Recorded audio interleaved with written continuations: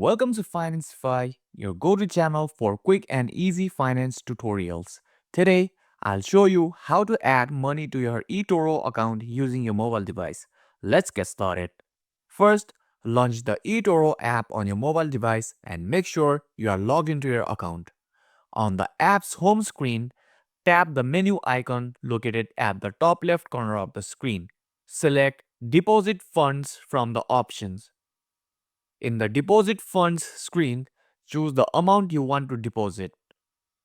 Then, select your payment method.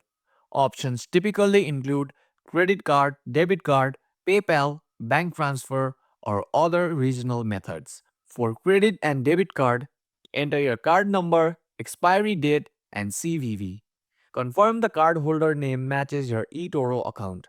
For PayPal, log into your PayPal account when prompted. Confirm the payment amount and authorize the transaction. For bank transfer, note the bank details provided by eToro.